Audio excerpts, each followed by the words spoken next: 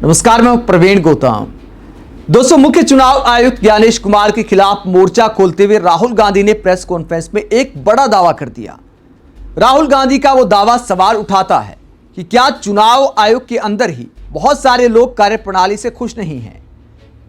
राहुल गांधी ने कर्नाटक की आनंद सीट में वोट डिलीट करने के मुद्दे को उठाया और ज्ञानेश कुमार जी को पहले एक हफ्ते का अल्टीमेटम दिया कि एक हफ्ते में जो कर्नाटक सीआईडी ने जानकारी मांगी है, अगर ज्ञानेश कुमार जी वो नहीं देते हैं तो माना जाएगा कि ज्ञानेश कुमार जी वोट चोरी के स्केल को प्रोटेक्ट कर रहे हैं।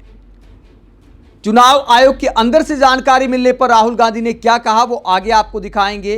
पहले जो एक हफ्ते वाला अल्टीमेटम दिया ज्ञानेश कुमार को, वो जरा सुनिए। तो हमारी डिमांड है, ज्ञानेश कुमार जी, आप अपना काम कीजिए। आपने ओथ लिया है, आप हिंदुस्तान के चीफ इलेक्शन कमिश्नर हैं। आपसे कर्नाटक की सीआईडी सबूत मांग रही है।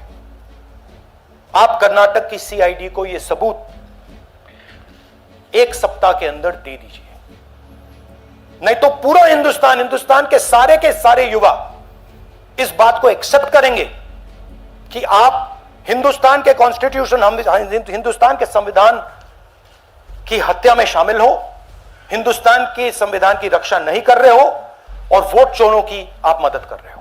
तो राहुल गांधी ने कहा कि अगर ज्ञानेश कुमार जी वोट चोरी के रक्षक नहीं हैं तो एक हफ्ते के अंदर सारी जानकारी कर्नाटक सीआईडी को दी जाए। जो जानकारियां कर्नाटक के मामले में कर्नाटक सीआईडी ने चुनाव आयोग से मांगी हैं। 18 लेटर लिखे जा चुके हैं, ये राहुल गांधी ने दावा किया।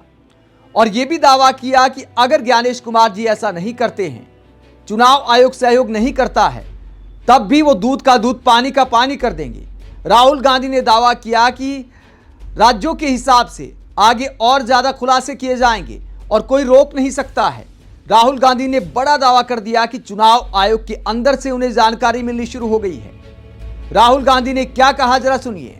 सर, मेरा आपसे सवाल यह है कि जब आप कह रहे हैं कि ज्ञानेश कुमार जो चीफ इलेक्शन कमिश्नर है, उन्हें पता है ये कौन कर रहा है। हाँ। और ये पॉलिटिकल फायदा जरूर किसी को हो रहा है। आप कह रहे हैं कांग्रेस के बूथ के ऊपर ही सारे वोट्स डिलीट किए जा रहे हैं, तो वो कौन लोग आपके हिसाब से हैं जिनको ये फायदा पहुंच रहा है, पहला। और दूसरा ये, वो आपने एक हफ्ते का समय दिया है, जब आपने एक हफ्ते का समय दिया है तो क्या एक हफ्ते बाद आप इसको आगे कैसे इनिशिएट करेंगे? क्या आप लोग कोर्ट का रास्ता अपनाएंगे या और कोई हायर एजेंसी से इस बात की डिमांड करेंगे? क्योंकि ये ऑर्गेनाइज्ड तरीके से क्राइम दिखाई दे रहा है जो आप बता रहे हैं, अगर आपकी बात के ऊपर जाएं। देखिए, फ्रैंकली ये जो मैं यहां कर रहा हूं, ये मेरा काम नहीं है।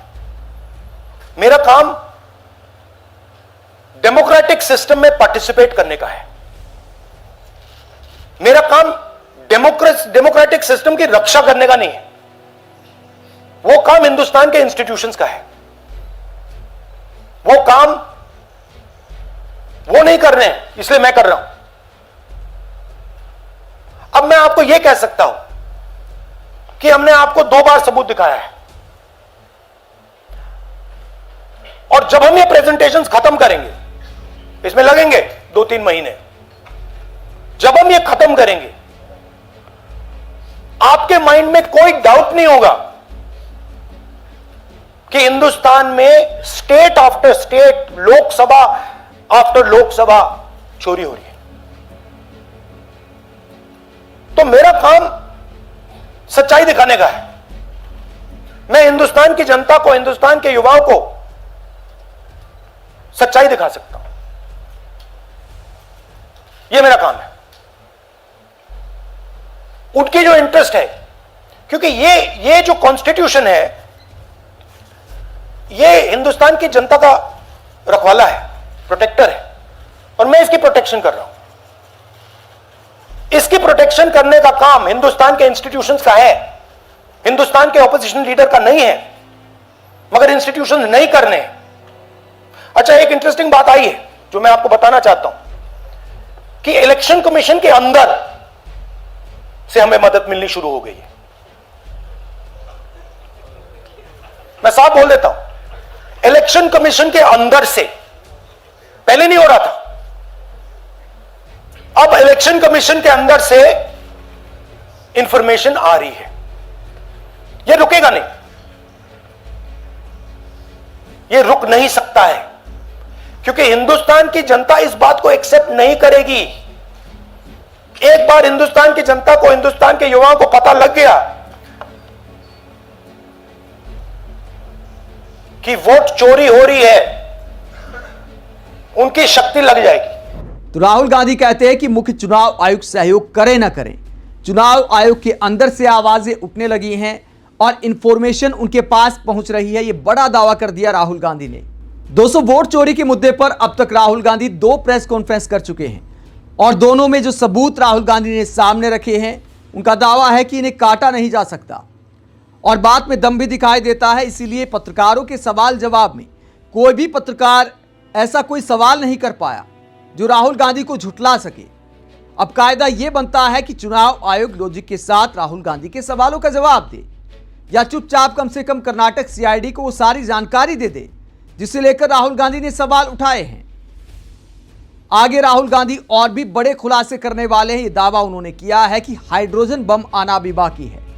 अब वो कितने समय में आएगा ये देखना दिलचस्प रहेगा, लेकिन बिहार चुनाव से पहले आ जाएगा, इस बात की गारंटी दिखाई देती है। और थोड़ी देर में हम आपको हाइड्रोजन बम दिखाने जा रहे हैं। नहीं, आज नहीं, थोड़ी देर में उसकी प्रिपरेशन चल रही है। क्योंकि हम देखिए, मैंने टीम से कहा है कि अगर मैं स्टेज पे जा रहा हूं, ब्लैक एंड व्हाइट प्रूफ नहीं होगा, मैं नहीं जाऊंगा। अगर ब्लैक एंड व्हाइट प्रूफ होगा जो कोई मतलब उसको निगेट नहीं कर सकता, मैं जाऊंगा। मैं देश के कॉन्स्टिट्यूशन की रक्षा कर रहा हूं, संविधान की रक्षा कर रहा हूं, मैं लोकतंत्र की रक्षा कर रहा हूं और मैं सच्चाई आपके सामने रख रहा हूं। हम आपके सामने क्रिमिनलिटी रख रहे हैं, हमारा काम आपके सामने सच्चाई रखने का है और हम रख रहे हैं। हिंदुस्तान में दूसरे इंस्टीट्यूशंस भी हैं, सिर्फ इलेक्शन कमीशन नहीं है, लीगल सिस्टम है, उनको भी इन चीजों को देखना चाहिए। यहां पे हम चीफ इलेक्शन कमिश्नर के बारे में ब्लैक एंड व्हाइट कह रहे हैं। आपने कहा कि हमने एडिशन डिलीशन दिखाया, पहले प्रेजेंटेशन में मैंने एडिशन दिखाया था, अब हमने डिलीशन दिखाया है, मगर हमने एक और चीज जोड़ दी है, एडिशन और डिलीशन का सिस्टम, उसका स्ट्रक्चर, उसका तरीका। और हमने यह दिखाया है कि जो डिलीट कर रहा है, जो ऐड कर रहा है, महाराष्ट्र में, कर्नाटक में, यूपी में, वो एक ही आदमी, एक ही फोर्स है। हमने आपको एड्रेसेस दिखाए। Same system is being used in Maharashtra, is being used in Karnataka, is being used in Uttar Pradesh, is being used in Haryana. Same people are doing it. Bihar चुनाव में वोट चोरी एक बड़ा मुद्दा होने वाला है, इस बात में कोई दो राय नहीं है। आप इस पूरे मुद्दे पर क्या सोचते हैं, कमेंट बॉक्स में अपनी राय जरूर दें। साथ ही चैनल को सब्सक्राइब भी करें। नमस्कार।